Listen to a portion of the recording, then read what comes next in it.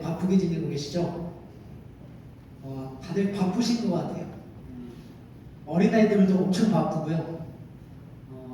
나이 드신 분들도 다 바쁜 인생을 살아갑니다.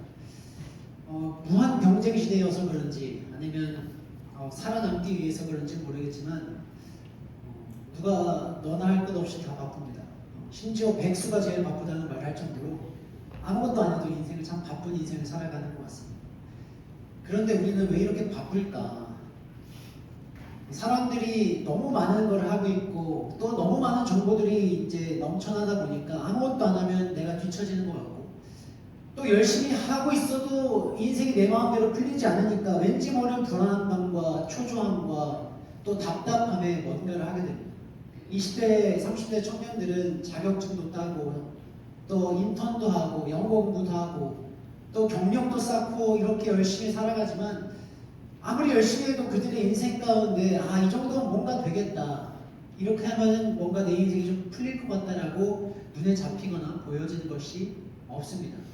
그래서 아무리 열심히 하고 최선을 다해서 노력한다 할지라도 우리들의 마음 가운데 엄습해오는 불안감, 초조함, 두려움은 나이를 불문하고 우리들의 마음 가운데 계속해서 생겨나는 것 같습니다. 그런데 우리가 뭔가를 자꾸 이렇게 열심히 하려고 할 때 과연 우리가 신앙인으로서 하나님을 믿는다는 것으로서 이 믿음이라는 것이 과연 무엇일까를 오늘 사무엘하 5장을 통해서 좀 생각을 해보고자 합니다. 사울이 죽고 기드온이 죽고 아브넬이 죽고 이스보셋이 죽고 이제 더 이상 북이스라엘의 이 다윗을 대적할 만한 이유도 명분도 없었던 그런 상황 가운데 북이스라엘의 장로들이 이제 다윗에게 찾아갑니다. 그래서 다윗을 만나서 우리는 당신과 가족이었고 사울이 우리들의 왕이었을 때는 불구하고 당신은 여전히 우리들의 왕이었고 하나님께서 당신을 우리들의 목자로 세우셨습니다 라고 말을 하면서 다윗을 이스라엘의 두 번째 왕으로 추대합니다. 그래서 왕위에 오른 다윗이 여부스족 속에 살고 있는 그 시온성을 빼앗아 다윗성이라는 이름을 하고 그 자리에 예루살렘 성을 내짓습니다. 예루살렘을 이제 찾게 됩니다. 그런데 이 블레셋 사람들이 다윗이 왕이 됐다함을 듣고 다윗을 찾아옵니다. 이 찾아왔다는 의미가 뭐냐면 그래도 우리가 한때 다윗과 함께 지냈고 다윗이 우리나라로 망명했기 때문에 그때 같이 지낸 정이 있으니까 한번 얼굴 보자 라는 것이 아니라 아니 자기가 힘들 때는 우리들한테 와가지고 망명을 해서 우리한테 빌붙더니 이제 사울이 죽고 나니까 금세 이스라엘로 다 도망가가지고 이스라엘의 왕이 돼? 아니 어떻게 네가 그럴 수 있어? 라는 분노와 배신감이 있었을 수도 있고, 두 번째 이유는 지금 이스라엘 백성들은 블레셋의 참패를 당해서 왕권이 무너진 상태였습니다. 그래서 이 블레셋을 인하여서 무너진 이스라엘이 다윗이라는 부식점을 통해서 다시 회복되어지는 것을 막고자 이스라엘을 치러 예루살렘 코앞까지 전진해 옵니다. 이스라엘 백성들은 굉장히 두려웠을 거예요. 왜냐하면 우리가 얼마 전까지만 해도 이 블레셋으로 인하여서 우리들이 패망하였기 때문에 그래요. 너무도 두려운 존재입니다. 이들은 우리들보다 군사력도 좋고 무기도 좋고 가진 것도 많기 때문에 우리는 그들과 비빌 수 없는 존재였어요. 근데 이제 막 다윗이 왕이 되어서 뭔가를 해보려고 했더니 블레셋이 다시 우리를 공격한다? 라는 이 두려움에 엄습해져 있었습니다. 이때 다윗이 하나님께 묻습니다. 하나님, 올라갈까요? 말까요? 제가 만약에 올라간다면 저들을 이길 수 있겠습니까? 라고 하나님께 물어봅니다. 그러니까 하나님께서 올라가라. 내가 반드시 너에게 이스라엘 백성에게 블레셋을 주겠다. 이 말씀을 하자 다윗이 이 말씀을 붙잡고 전쟁에 나아갑니다. 전쟁에 나아갔더니 군사력으로도 비교할 수 없었고 가진 무기로도 비교할 수 없는 이 블레셋이 우리 앞에서 풍비백산에서 날아가는 거예요. 도망가는 거예요. 심지어 자신들이 갖고 왔던 자신들의 우상, 신들의 전쟁이라 여겼기 때문에 그들의 신전을 가지고 와서 우상들을 세워놓고 그들의 힘을 통해서 전쟁을 하려고 했던 그 우상들까지도 놓고 도망가 버리는 모습을 보면서 다윗이 하나님께서 이들을 물을 흩으신 같이 블레셋을 흩으셨다라고 해서 그 진영을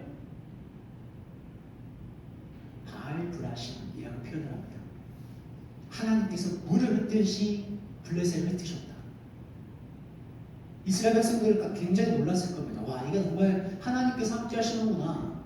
우리가 완벽하게 승리했다라고 기쁨에 취해 있을 때 블레셋이 다시 한번 이러면 안 돼. 우리가 이스라엘을 반드시 물리쳐야 되라는 생각으로 다시 예루살렘 앞으로 다시 진격해 옵니다. 그래서 다윗은 다시 한번 하나님께 여쭤봅니다. 하나님, 올라갈까요? 그랬더니 하나님께서 올라가지 마. 기다렸다가 뒤로 들어가. 그러다가 뽕나무 위에 사람이 걷는 소리가 들리면 그때 공격해 라고 말씀하세요. 다윗이 기다렸다가 뒤로 돌아가서 그들을 기습합니다. 그러면서 이스라엘 백성이 이 블레셋을 향해서 대승을 거두면서 사무엘하 5장이 끝납니다. 그런데 여러분, 이 다윗이 30세의 왕이 돼서 15세 정도의 사무엘에게 기름을 받고 20년 정도가 지난 후에 이 사울을 죽고 사울의 뒤를 이어서 이스라엘은 왕이 되었는데 성경은 이것을 뭐라고 표현하냐면요. 사무엘하 5장 10절에 만군의 여호와 하나님이 함께 하심으로 다윗이 점점 강성해졌더라 라고 표현합니다. 다시 만군의 여호와 하나님께서 함께 하심으로 다윗이 점점 강성하여 가니라. 여러분, 이게 어떤 의미인지 아십니까? 우리는 지금 사무엘상 이렇게 한 장씩 일주일에 한 번씩 오면서 이야기를 하고 있지만 다윗은 왕위에 오른 22년의 시간 동안 너무도 모질고 영혼이 피폐해지는 절망적인 순간들을 살아왔다라는 거예요.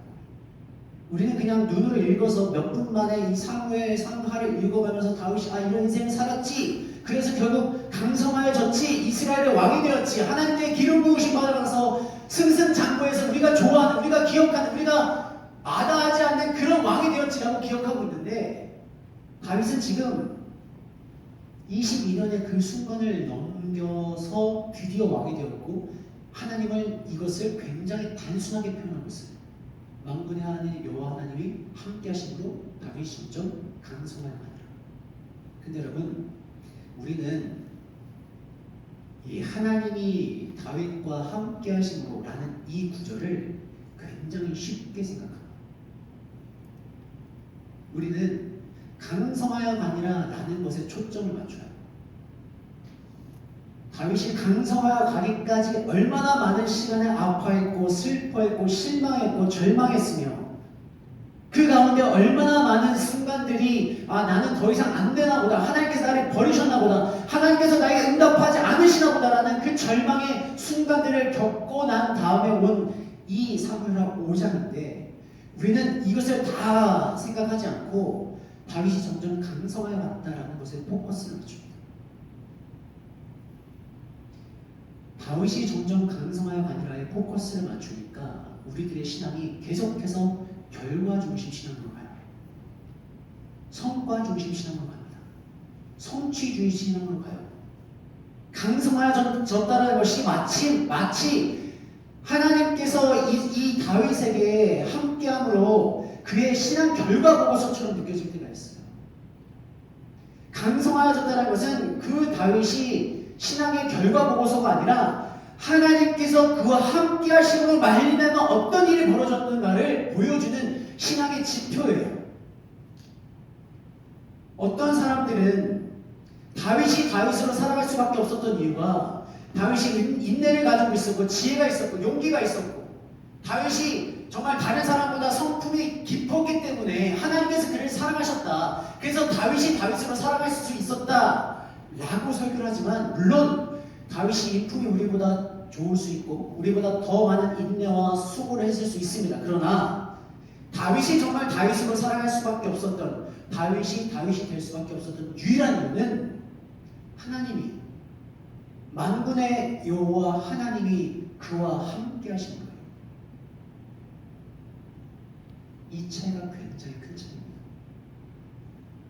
이걸 더 쉽게 표현해 드리면, 다윗이 강성하여진 이유는 다윗의 인간적인 노력이나 수고가 아니라 하나님이 그와 함께 하심으로 말미암아 터져나온 열매예요. 다윗이 내가 왕이가 되어서 내가 뭔가를 이루겠다라고 노력하고 목표하고 기도하고 열심히 노력한 것이 아니라 다윗은 그저 하나님과 함께 하다 보니까 그 강성하여진 것이 열매가 드러나게 된 겁니다. 근데 우리는 이 하나님과 함께 했다는 이 부분을 싹 지워버려요. 그리고 우리는 스스로 뭔가를 막 하려고 해요. 왜? 하나님이 응답하지 않으시니까. 하나님께서 내가 기도하면 바로바로 응답이 되어져야 되고, 내가 금식하면서 간절히 기도하면 내게 눈앞에 보여진 상황들이 바로바로 바뀌어야 되는데 안 바뀌니까 기다리지 못하는 거죠. 기다리지 못하니까 목적은 성공주의야. 목적은 강성해져야 돼. 그런데 기다리지를 못해. 그러니까 하나님은 버려버리고 내 힘으로 내가 뭔가를 하려고 하는 거예요. 내 힘으로 뭔가를 하려다 보니까 그 사이에 하나님이 사라져버려요. 사랑하는 성도 여러분,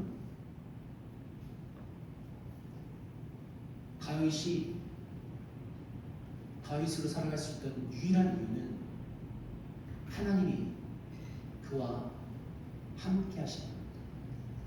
하나님이 함께 하심으로 다윗의 수고와 노력과 계획과 관계없이 하나님이 그와 함께 하심으로 말미암아 결과가 그런 열매가 맺어진 겁니다.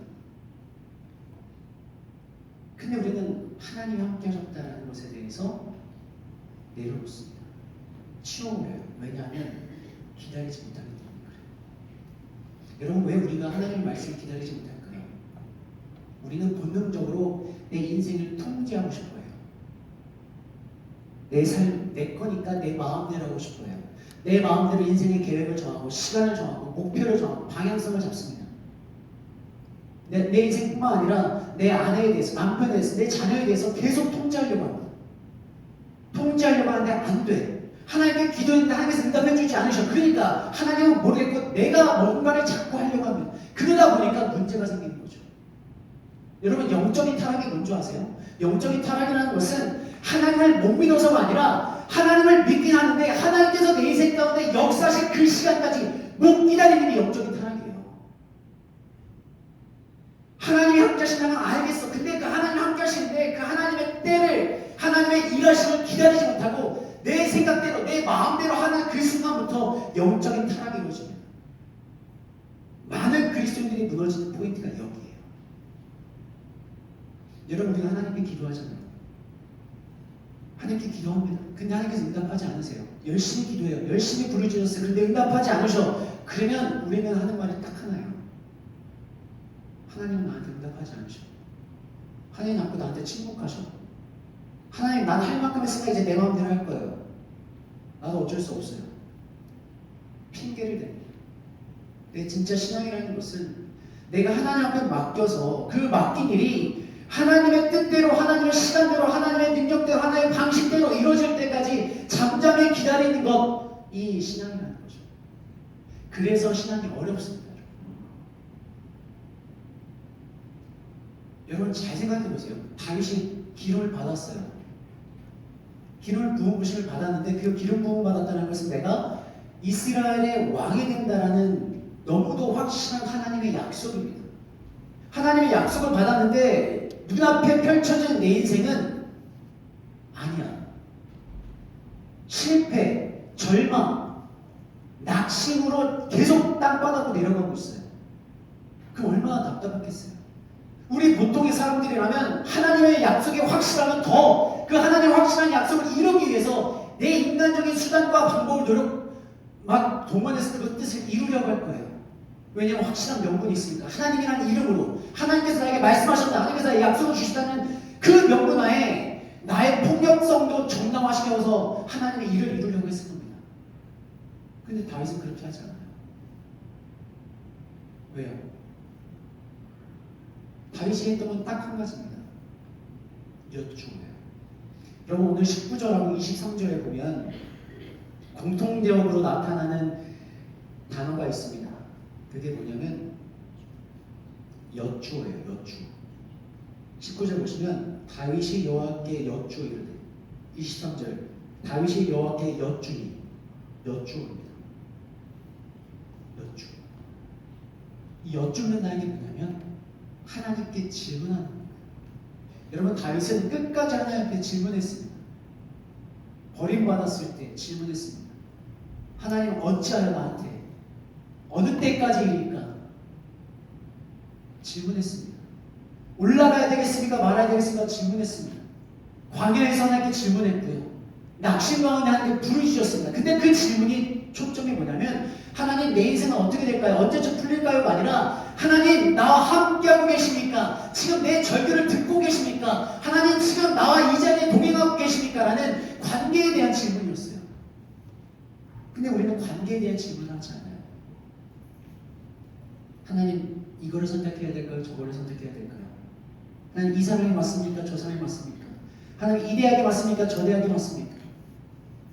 다윗의 질문은 관계에 대한 질문이었습니다. 여러분, 잘 생각해 보세요. 하나님께서 요셉과 함께 하심으로 그가 하는 모든 일이 형통케 되었더라. 하나님께서 사무엘과 함께 하심에 사무엘 하는 모든 말이 이 땅에 선포되었더라고요. 모세의 뒤를 이어서 하나님께서 강하고 담대하라. 좌로나무나 치우치지 말라. 내가 어디를 가든 내가 너와 함께하리라 말씀하셨습니다. 하나님께서 사랑하셨던 사람들의 공통점은 딱 하나입니다. 하나님이 함께하셨다. 여러분, 우리는 하나님과 함께하고 있습니까? 여러분, 하나님과 함께하고 있습니까? 이게 우리들의 신앙의 초점이 되어야 돼요. 하나님은 단 한 번도 야, 너 뭐가 돼서 나한테 영향력을, 너 하나님의 영광을 드러내야 돼. 너 돈을 많이 벌어서 너의 물질을 가지고 하나님께서 너에게 복 주셨다는 걸 증거해야 돼. 너 이 세상 가운데 무엇이 돼서 하나님을 살아계시는 증거해달라고 요구한 적이 없습니다. 하나님은 단 한 번도 우리에게 어떤 자격이나 요건을 요구한 적이 한 번도 없어요. 그런데 우리는 다 항상 뭔가를 해서 하나님께 영광을 돌리겠다는 조건을 달아요. 왜냐하면 우리들의 초점이 계속 강성하여지리라의 초점이 맞춰져 있기 때문에 그렇습니다. 하나님의 초점은 하나님이 나와 함께 하신다. 요것에 초점이 맞춰져 있어요. 그럼 우리들이 질문이 바뀌어줘야 됩니다. 하나님, 어떻게 해야 됩니까? 무엇을 해야 됩니까가 아니라 질문이 바뀌어줘야 돼요. 하나님, 내가 하나님을 믿는데 달라지지 않는 내 현실 속에서, 실패하는 내 현실 속에서, 상처받는 내 현실 속에서 어떻게 이 시간을 버틸 수 있을까요? 다윗처럼 그 긴 시간을 어떻게 버틸 수 있을까요? 이게 우리들의 신앙적인 질문이 되어야 됩니다. 이 질문의 대답이 바로 요한복음 15장 4절입니다. 내 안에 거하라. 나도 너희 안에 거하리라. 가지가 포도나무에 붙어있지 아니하면 절로 과실을 맺을 수 없음 같이 너희도 내 안에 있지 아니하면 그러리라. 여러분, 여기서 핵심 단어가 뭔지 아세요? 어려워요? 거하다예요. 가지가 포도나무에 붙어있지 않으면 열매를 맺을 수 없음 같이 너희도 내 안에 붙어있지 않으면, 너희가 내 안에 거하지 않으면, 너희가 나와 함께하지 않으면 너희는 열매 맺을 수 없다. 그러면 여러분, 거한다는 게 뭘까요? 거한다. 하나님 안에 거한다. 여러분, 우리가 거한다는 것을 굉장히 감정적으로 종교적 언어로 생각을 합니다. 마치 내가 주일 한번 와서 예배를 드리고 은혜를 받으면 아, 내가 하나님 안에 거했어 라고 착각합니다. 그건 거하는 게 아니에요. 하나님 안에 거하는 것은 내가 마음대로 살아가려고 하는 나의 삶의 중심, 나의 본능, 나의 선택권, 나의 통제권, 나의 권한을 하나님께 의지적으로 드리는 게 하나님 앞에 거하는 거예요. 세상과 하나님 사이에서 간보지 않고 어떤 것이 나한테 더 유익이고 어떤 것이 나한테 더 좋을까, 어떤 사람이 나한테 더 유익이 될까라는 것을 따지는 것이 아니라, 이럴 땐 하나님, 이럴 땐 세상이 아니라 어떤 상황 가운데서 눈에 보이지 않는 하나님의 말씀 안에서도 하나님을 선택적으로, 의지적으로, 결단적으로 선택하는 것이 하나님 안에 거하는 겁니다. 그래서 거하는 게 쉽지 않아요.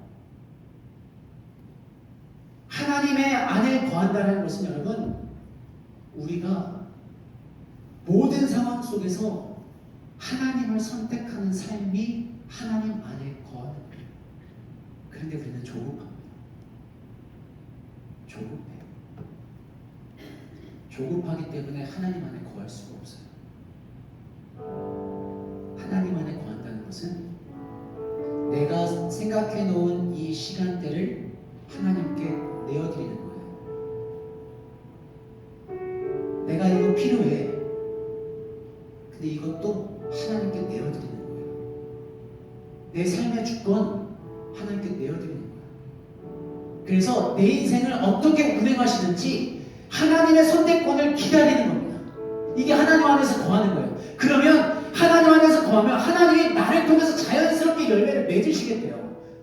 그러니까 하나님의 초점은 너 뭐 잘해? 너 뭐 있어? 뭐 능력 있어? 이게 아니라 너 지금 어디에 있어?